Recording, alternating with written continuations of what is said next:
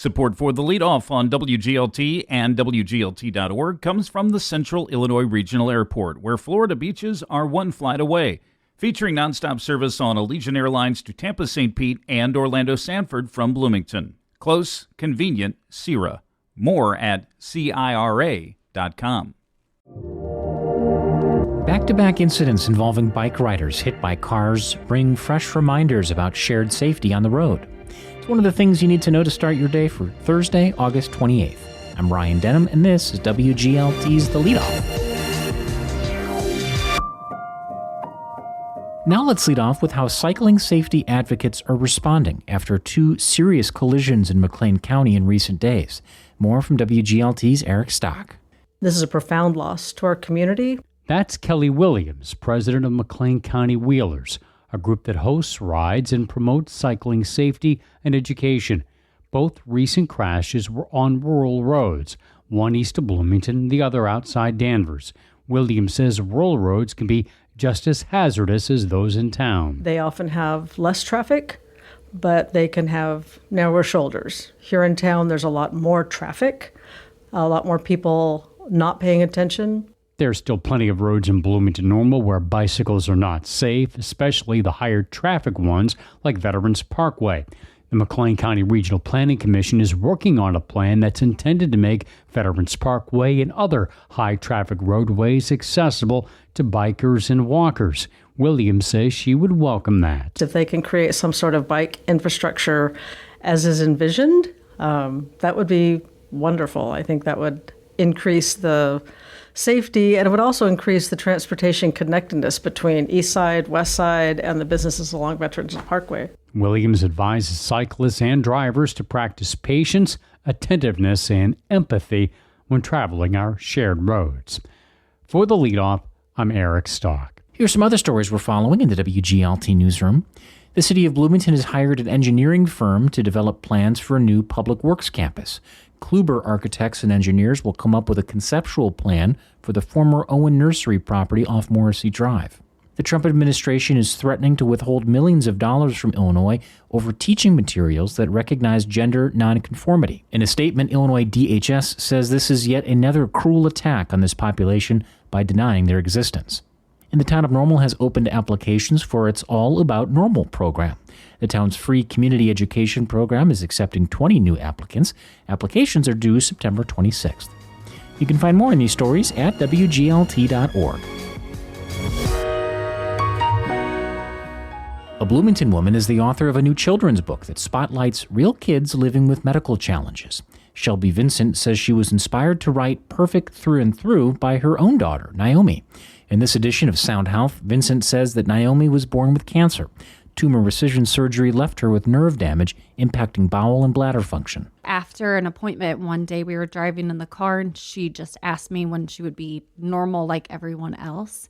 And I wanted her to know in that moment that every single person in the world is totally different and unique, and there's a beauty in that. And so I decided to write a children's book, Perfect Through and Through. It features 28 real kids walking through various medical challenges.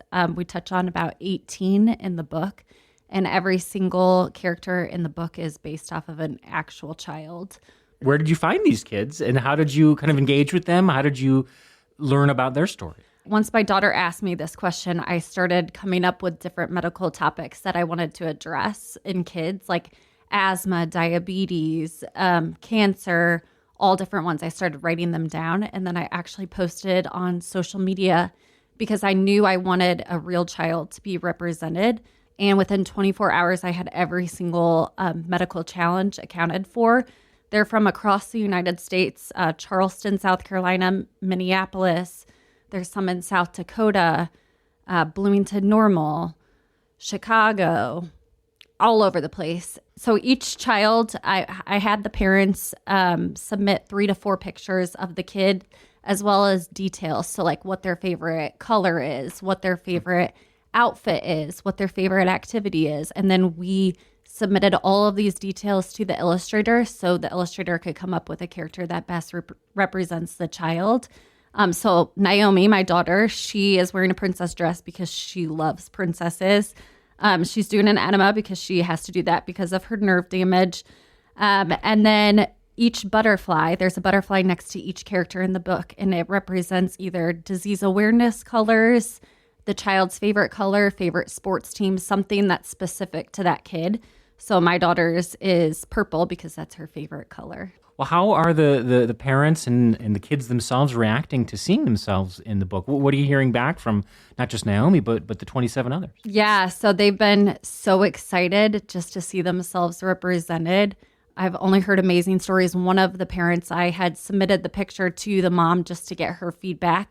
And she said that at that time, her son was hospitalized with some medical complications. And when she showed him the picture of himself, he started crying because he was so excited. It is a children's book. Yes. Why do you think it's so important to start these kinds of conversations and to bring these kind of big ideas to children at such a young age? I think that we have the opportunity to mold the next generation, and it starts with educating kids. And so if I'm creating a opportunity for parents to sit down with their children and read about different medical challenges, sometimes you don't even know how to bring it up to your kids or answer questions. And so I'm providing that platform for parents to be able to have those open and honest conversations with their kids. What sort of impact or effect do you hope that this book has on people? I hope that we can create a community of change and be able to raise awareness for kids walking through various things, and to create, I feel like you can be more empathetic with someone when you know their story. And so raising the awareness and creating empathy for people walking through various medical challenges is very important to me. I hope that when my daughter goes to school one day and she is holding a catheter in her hands, that people know this is just something she needs medically, and they don't look or think anything more than that. It's just everybody does things different, and there's a beauty in that. That's Shelby Vincent from Bloomington, author of a new children's book called Perfect Through and Through. That book is available online and locally at the Gingerbread House, Children's Discovery Museum store, and Honeydew Boutique in Bloomington. Support for WGLT health coverage comes from Carle Health. You can count on Carle as your partner in healthcare. Information at carle.org. Before we let you go, Bloomington's Special Commission for Safe Communities, a.k.a. the Gun Violence Commission, meets today at 1 at the library. They'll discuss a draft of a report for the City Council. And that is it for today. I'm Ryan Dedham. The show is produced by Cheyenne Brown. You can subscribe to The Leadoff on the NPR app or wherever you get your podcasts.